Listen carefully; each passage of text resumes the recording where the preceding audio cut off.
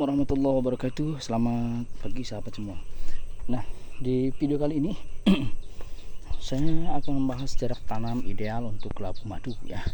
Jarak tanam ideal untuk labu madu. Nah, kalau yang saya perhatikan, sesudah beberapa kali survei di beberapa lahan yang saya amati, ternyata jarak tanam yang lebih lebar sekitar 2 meter per tanaman ya, itu akan lebih maksimal. Satu, dari sisi buahnya, dari sisi kemulusannya, dan dari sisi perawatannya.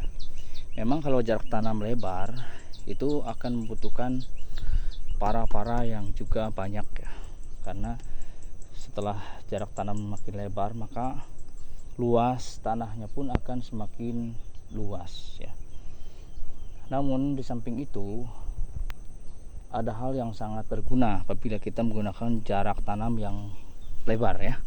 Jarak tanam yang lebar, yaitu satu, penyakit ya akan berkurang. Penyakit akan berkurang karena sinar matahari akan masuk secara leluasa, menembus seluruh area. Itu yang pertama. Terus yang kedua, sirkulasi udara. Sirkulasi udara dalam kebun itu akan menjadi sehat. Kemudian yang ketiga, kelembaban pun akan lebih terjaga. Nah, jadi itu hal-hal yang mungkin di tahap awal akan berguna. Kemudian saat berbuah ya, pengaruhnya ke buah pun akan sangat berbeda ketika kita menggunakan jarak tanam lebih lebar. Satu, buah akan terkena sinar matahari secara merata. Nah, itu akan meningkatkan satu kemulusan buah. Terus warna buah akan semakin terlihat. Dia akan menunjukkan warna yang indah, yang bagus. Kemudian yang ketiga, kalau sinar matahari menembus ke buah, vitamin D itu akan didapatkan oleh tanaman, sehingga pohon itu akan lebih kekar, buah pun akan lebih keras ya. Itu beberapa hal yang saya perhatikan. Makanya sekarang petani itu tidak lagi berlomba-lomba memperbanyak populasi.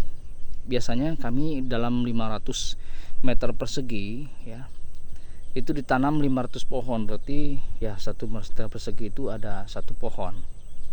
Nah, untuk sekarang ya, di kebun-kebun baru, ini masih metode lama ya, di kebun-kebun baru kita jarak tanamnya 2 meter.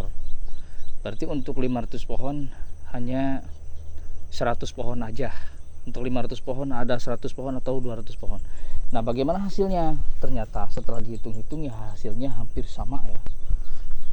Kemudian keuntungannya apalagi?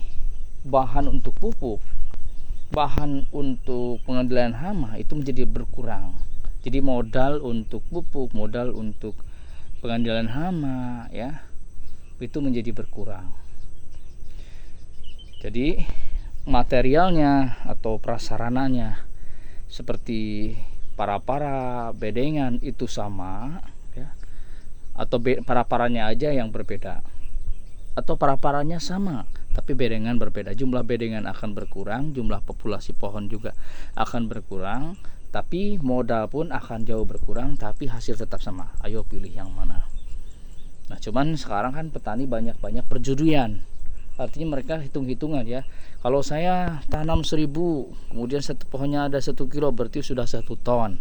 Ya benar, secara hitungan seperti itu. Dia menghitung secara minimal.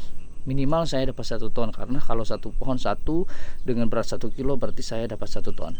Tapi dalam kenyataannya ada beberapa kendala ketika ditanam secara rapat ya.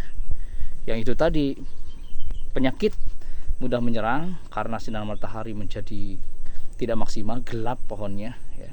Terus yang kedua, buahnya pun kena gesekan-gesekan, akhirnya tidak mulus. Ketika di pasaran itu yang keambil ternyata tidak semuanya ya, itu. Tapi kalau hitung-hitungannya kayak gitu, kita main maksimal dan main kualitas. Satu tanaman jaraknya 2 meteran itu memang secara populasi cuman dapat misalkan 200 pohon, sementara tadi 500 pohon untuk ukuran lahan yang sama, sementara sekarang metodenya hanya 200 pohon. Tapi kalau buahnya mulus semua, masuk semua. Dan kalau bisa, ya bahkan ini bukan kalau bisa, kalau jaraknya seperti itu 2 meter 2 meter, itu pohon kita hitungannya bukan lagi satu pohon 1 kilo. Satu pohon bisa 6 kilo karena buahnya bisa 4, bisa 5. Kenapa bisa dibuahkan 4 dan 5? Karena pohonnya pun maksimal. Pohonnya pun maksimal, buahnya pun bisa dimaksimalkan. Ya, lebat pun gak apa-apa. Kenapa? Karena semua buah itu akan terkena sinar matahari. Kualitasnya pun akan bagus. Ayo kita buktikan di kebun yang baru, metode yang baru ini.